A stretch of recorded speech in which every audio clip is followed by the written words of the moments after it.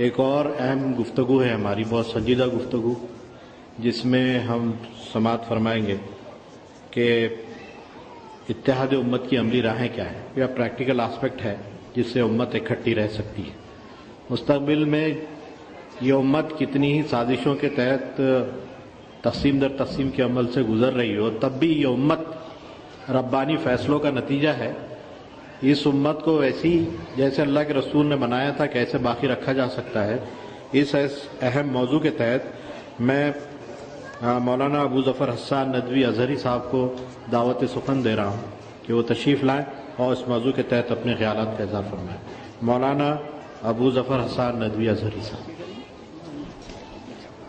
السلام علیکم ورحمۃ اللہ وبرکاتہ۔ بسم اللہ الرحمن الرحیم۔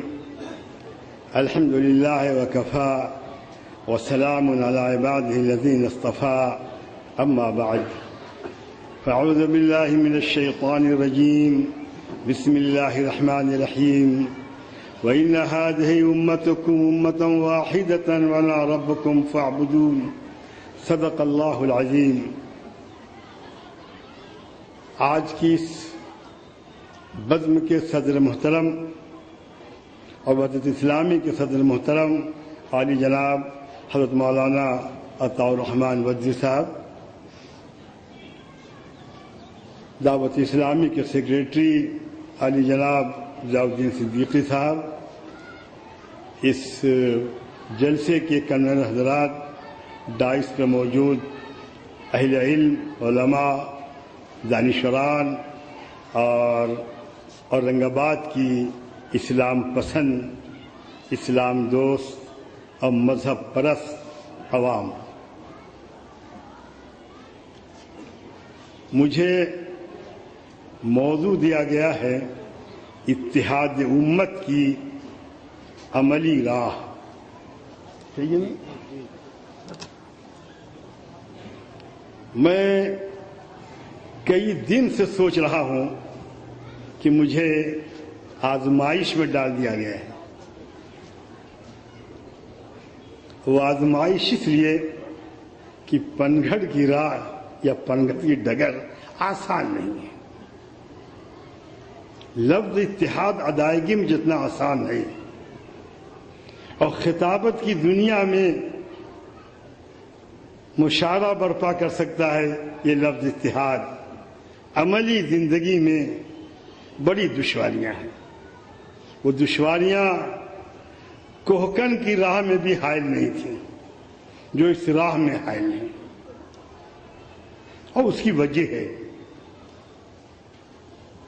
جہاں کچھ نہ ہو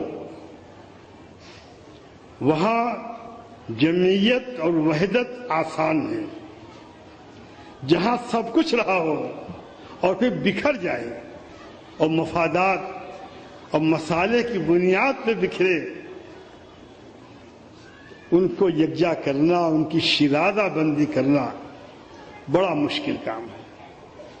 میں یہ نہیں کہوں گا کہ محال ہے، میں یہ نہیں کہوں گا کہ ناممکن ہے، لیکن میں یہ ضرور کہوں گا کہ یہ کانفرنسیں، یہ جلسے، ان کا اہتمام کرنے والے حضرات، ان کی خدمات قابل قدر ہونے کے باوجود وہ یہ سمجھ لیں کہ قدم قدم بلائیں، یہ سواد کوئے جانا، وہ یہیں سے لوٹ جائے جسے زندگی ہو پیاری۔ یہ وہ راہ ہے جس نے موسیٰ علیہ السلام کو مجبور کیا کہ اپنے بھائی ہارون کی داڑھی پکڑ لیں اور ان کے سر کو ہاتھ سے زمین پہ ماریں۔ تو بھائی نے کہا یا ابن ام لا تاخذ بلحیتی ولا براسی انی خشیت ان تقول فرقت بین بنی اسرائیل ولم ترقب قولی۔ بھائی داڑھی چھوڑ دو، سر پکڑ کے مت مارو، رسوا نہ کرو، دشمنوں کو ہنسنے کا موقع ملے گا۔ میں نے سمجھایا، مانے نہیں۔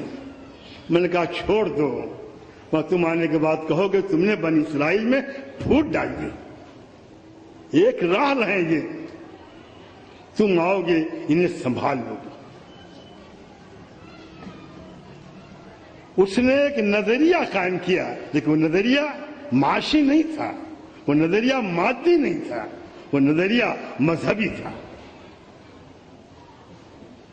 ایک نظریہ شیطان نے بھی قائم کیا، جس کا ذکر شروع کی مجلس میں آ چکا ہے۔ اس نے کہا، اللہ سے جب اللہ نے پوچھا، میں نے کہا سجدہ کرو آدم کو، کیوں نہیں کیا؟ انہوں نے کہا خلقتنی من نار وخلقتہ من طین، میں بڑا ہوں، مٹی سے تو نے پیدا کیا آدم کو، آگ سے پیدا کیا مجھ کو۔ نظریہ ساز تھا شیطان، نظریہ بنایا، اور پھر اس نے واضح طور پہ کہا اللہ سے، ثم لآتینہم من بین ایدیہم ومن خلفہم وعن ایمانہم وعن شمائلہم ولا تجد اکثرہم شاکرین، میں ان پہ حملہ کروں گا آگے سے، پیچھے سے، دائیں سے، بائیں سے، اور ان کی اکثریت تیرے کام کی نہیں ہوگی۔ میں نے لفظ شاکرین کا ترجمہ کیا ہے، ان کی اکثریت تیرے کام کی نہیں ہوگی۔ پھر یہ توقع کرنا طاغوتی نظام سے اور شیطان کی ذریات سے کہ وہ دین کی راہ میں رخنا نہ پیدا کریں گے، اسلامی قافلے کی راہ میں روڑا نہ بنیں گے، میں سمجھتا ہوں ایک ناسمجھی کی بات ہوگی۔ آپ میری بات سننے سے پہلے مجھے یہ بتائیں، میں پورے مجمع سے پوچھ رہا ہوں، آپ کو خبر مل جائے کہ آپ کے گھر میں ڈاکہ پڑنے والا ہے، تو کیا آپ ساز و سامان ایسے ہی رکھیں گے، کھڑکیاں دروازے کھلے چھوڑ کر سوئیں گے؟ اس کا اہتمام برتیں گے کہ آپ یہاں ڈاکو نہ آ سکے، چور نہ آ سکے، بیوقوف سے بیوقوف، ناکارہ سے ناکارہ، بزدل سے بزدل اور کمزور سے کمزور اپنے مال کی حفاظت کے لیے وہ سب کچھ کرے گا جو اسے کرنا چاہیے۔ لیکن کیا ہم نے اپنے 1400 سال سے زیادہ طویل سفر میں یہ اہتمام برتا ہے؟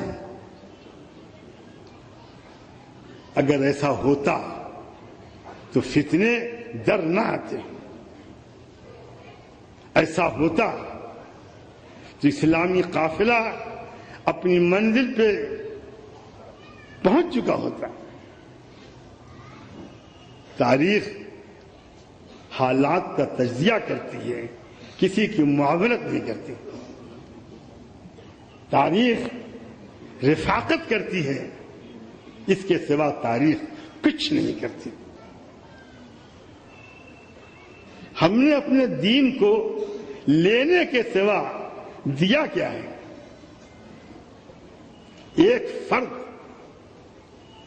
بر صغیر نہیں، پوری دنیا میں آج موجود مسلمانوں کو کہہ دے کہ ہم نے دین کو کچھ دیا ہے، اور اتحاد تمنا رہی ہے، آرزو رہی ہے، آگے بڑھ کر کہوں گا نصب العین رہا ہے، لیکن اس راہ میں عملی جد و جہد یا کوشش نہیں ہوئی۔ مسلمان ایک ایسی قوم جس نے حضور پاک صلی اللہ علیہ وسلم کے بعد 100 سال کے اندر فرقوں کے لیے اپنے دروازے کھول دیے، فرقے بنے،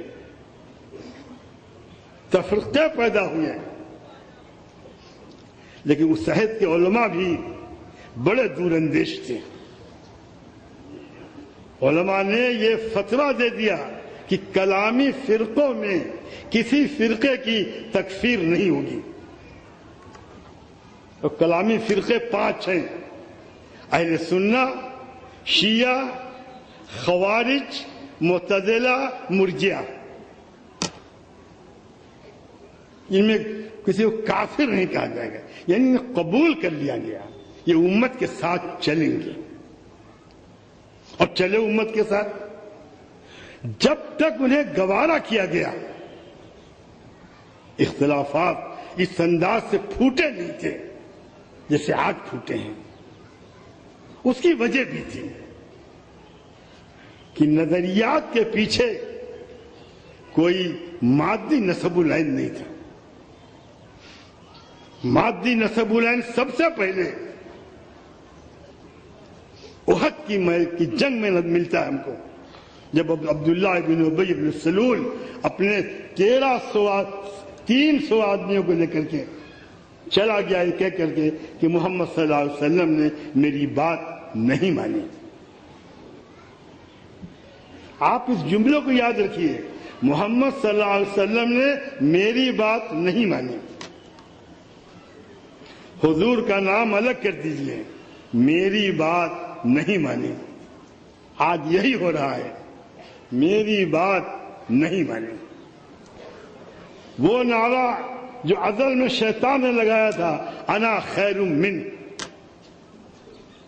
خیر من بھلائی ہم بھول گئے ہوں، یہ انا میں وہ زندہ ہے. یہ انا اب میری بات نہیں مانی گئی. اس نے امت کو غیر معمولی نقصان پہنچایا ہے. قومیں ختم ہوئیں، ملتیں ختم ہوئیں، حکومتیں ختم ہوئیں، اور پھر تاریخ نے جس انداز سے امت کا دکھڑا بیان کیا ہے اس کا کوئی تصور نہیں کر سکتا. اس جلسے کے شروع میں جب مولانا حالی کی وہ مناجات پڑھی جا رہی تھی تو نہ جانے ان کے لفظیات کی عینک آنکھوں کو کیا کچھ نہ دکھا رہی تھی، کسی اور عالم میں گم تھا. اے خاصان رسول، وقت دعا ہے، امت پہ تیری آ کے عجب وقت پڑا ہے. دل کے مریضوں کے پاس درد دل ہے، لیکن امت کے لیے آج رونے والی آنکھیں نہیں ہیں جو امت کے لیے روئیں، جو محسوس کرے کہ رنگ، نسل، نسب، زبان، علاقے، بر اعظموں کی تقسیم مسلمان کو ایک دوسرے سے جدا نہیں کر سکتی. جو یقین رکھے مثل المؤمن للمؤمن كمثل الجسد الواحد اذا اشتكى من عضو تداعى له سائر الجسد بالكرب والحمى. مسلمان کی مثال مسلمان کے درد اور کرب میں ایسی ہے جیسے ایک جسم کے کسی حصے میں اگر تکلیف ہو تو سارا جسم بے چین ہو جائے. پڑوسی کی بات چھوڑ دیجیے، اگر آسٹریلیا کے مسلمان کو تکلیف پہنچتی ہے تو پھر اورنگ آباد کے مسلمان کے دل میں ٹیسیں اٹھنی چاہیے.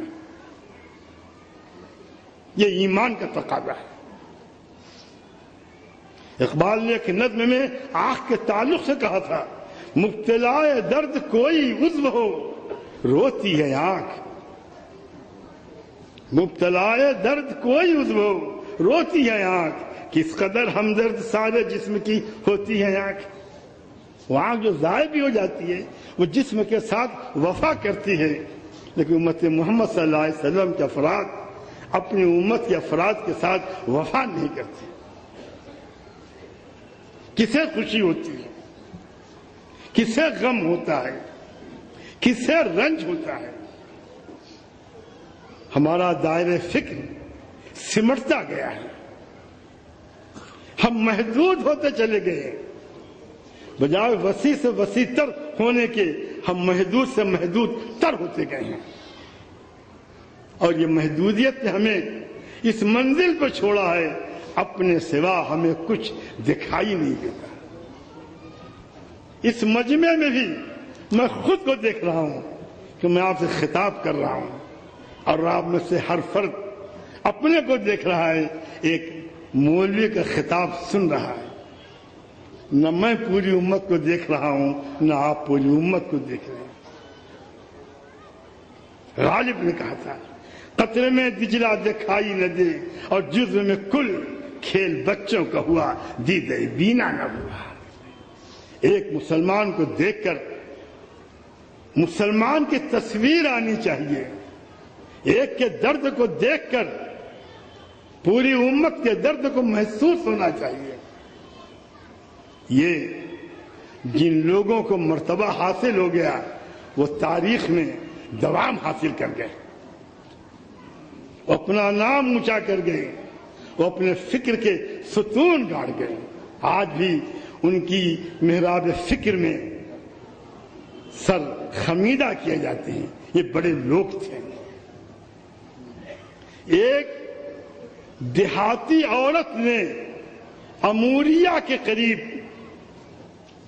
ایک رومی فوجی کے چانٹا مارنے پر آواز لگائی تھی، واہ معتصمہ، ہائے معتصم۔ اموریہ سے چلتی چلتی خبر دارالخلافہ مصطفی آئی جب معتصم باللہ اپنے ہاتھوں میں پیالہ لیے ہوئے تھا، اور جو معتصم ہے جس نے ایک مذہبی مسئلے پہ امام محمد بن حنبل رحمۃ اللہ علیہ کو کوڑے لگوائے تھے۔ انتہائی جاہل آدمی، لیکن اس نے اس مسلمان دیہاتن کی لاج رکھی ہے، اور اموریہ کی فتح خاندان بنی عباس کی عظیم الشان فتح مانی جاتی ہے اس ایک آواز کے اوپر۔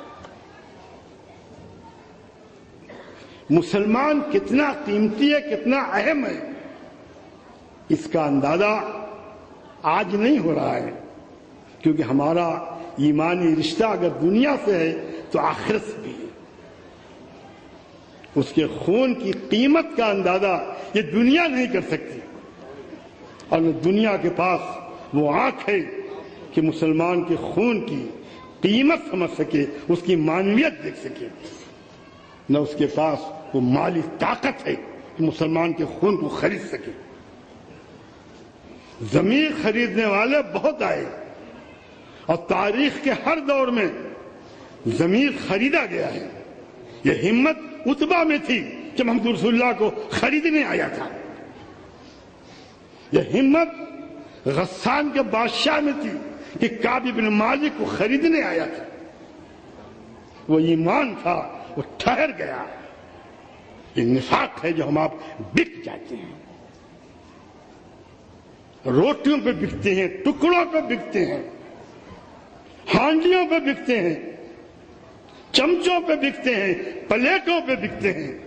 لیکن یاد کر لو، اس بکنے سے پہلے بھی سوچو کہ جب اللہ کے ایک نبی نے اپنے عہد کے سب سے بڑے ظالم اور جابر بادشاہ سے کہا تھا، وَتِلْكَ نِعْمَةٌ تَمُنُّهَا عَلَيَّ أَنْ نَبَّتَّ بَنِي إِسرَائِيل، جب فرعون نے کہا تھا موسیٰ سے، أَلَمْ نُرَبِّكَ فِينَا وَلِيدًا وَلَبِثْتَ فِينَا مِنْ عُمُرِكَ سِنِينَ وَفَعَلْتَ فَعْلَتَكَ الَّتِي فَعَلْتَ، پالا پوسا کھلایا جوان کیا، تمہارے کرتوت ہیں ہمارے ہاں، آج یہ کہتے ہو؟ انہوں نے کہا احسان جتا رہے ہو، شخصی احسان کے بدلے میں پوری امت کو تم نے غلام بنا رکھا ہے۔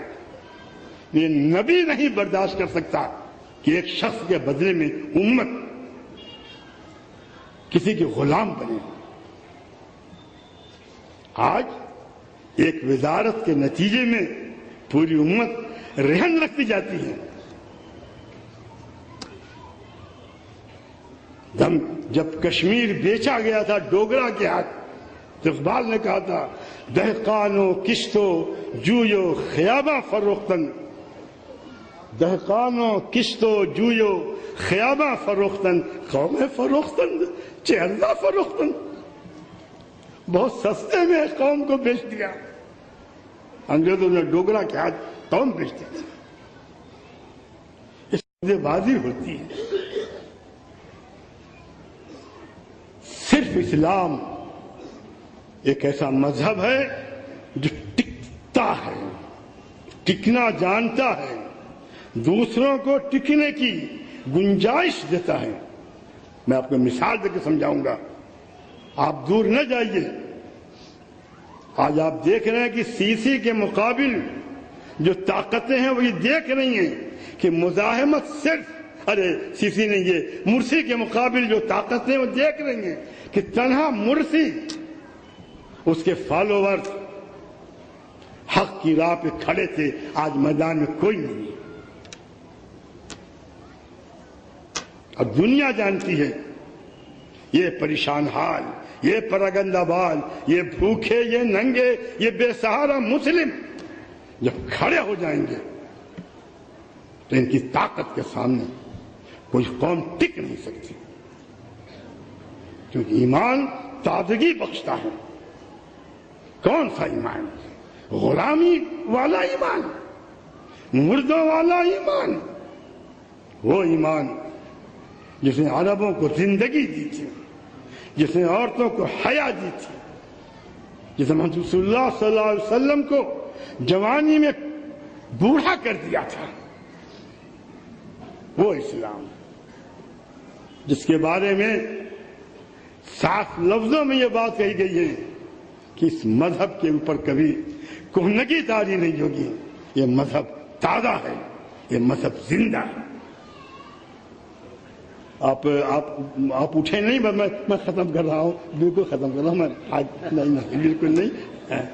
मेरे अजीजों, मेरी आदत नहीं है बात करने की। मुझसे इन्होंने आधा घंटा कहा था, अभी 20 मिनट हुआ है। मैं 10 पहले कि मैं बात खत्म कर दूंगा, क्योंकि मेरी भी ख्वाहिश है कि हज़रत मौलाना की गुफ्तगू हो और मुदल्लल और मुकम्मल गुफ्तगू हो। मैं तो उन लोगों में हूँ जो बिलअक्साद बोलता रहता हूँ। 4 मिसरे यहाँ पढ़े तो 4 मिसरे परभनी में पढ़ दूंगा और 4 मिसरे जाकर के नांदेड़ में पढ़ दूंगा और भिवंडी में कव्वाली पूरी कर दूंगा। लेकिन इतनी बात मैं अकबर इलाहाबादी के 2 शेर से अपनी बात खत्म करूंगा। अल्लाह नहीं, अच्छा, अल्लाह की राह है अब भी खुली, आसार व निशा सब कायम है। जब सर में हवाए ताज थी, सरसब्ज शजर उम्मीद का था, जब सरसरीसियां चलने लगी, उस पेड़ ने फलना छोड़ दिया। अल्लाह की राह है अब भी खुली, आसार व निशा सब कायम है। अल्लाह के बंदों ने लेकिन उस राह पे चलना छोड़ दिया। वाखिर दावाना अल्हम्दुलिल्लाह रब्बिल आलमीन।